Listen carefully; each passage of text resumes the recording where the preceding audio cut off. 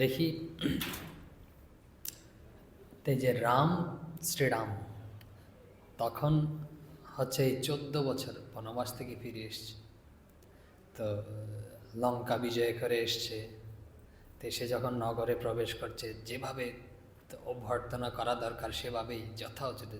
তারপরে হচ্ছে অযোধ্যাবাসী তো খুব আনন্দায়িত, এবং রাজপরিবার কৌশল্যা, কৈকি ইত্যাদি, সুমিত্রা মাতা, এরা তো খুব আনন্দিত।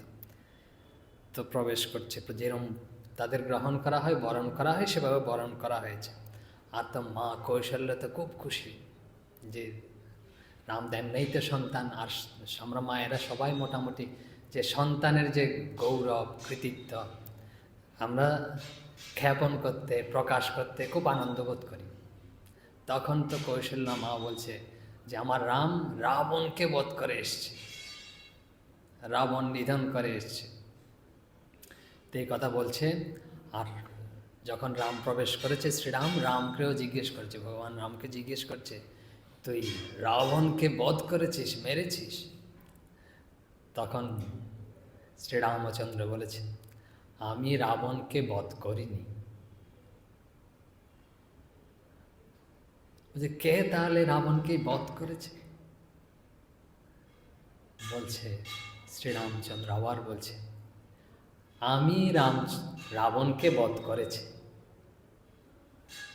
বলছে আমি বধ করিনি, আমি মারিনি, কিন্তু যে রাবণের যে আমি রয়েছে না, অহং,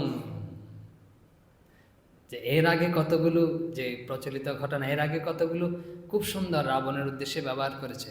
তিনি বলেছেন, রামজি বলছেন, লঙ্কাপতি, মহাপণ্ডিত, সর্বশাস্ত্রবিদ, জ্ঞানীগণের অগ্রগণ্য,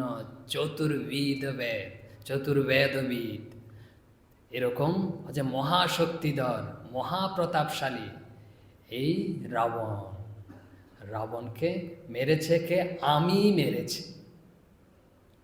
আমি মানে হচ্ছে অহংকার। যেসব বলছে আমি, রাবণ বলছে আমি ত্রিলোকপতি, আমাকে কেউ পরাজিত করতে পারবে না, এই সব অহংকার, পাণ্ডিত্যের অহংকার, শাস্ত্রবিদের অহংকার।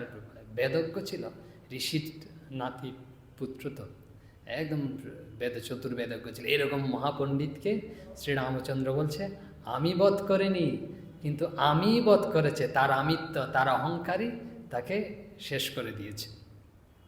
এই যে আজকে আমাদের মূল বিষয় হচ্ছে অহংকার। তো এটা ত্যাগ করলেই বলছে সুখী, শাস্ত্র বলছে। আরেকটা ঘটনা উল্লেখ করি, তারপর শ্রীরামকৃষ্ণ জীবনে প্রবেশ করছি। তখন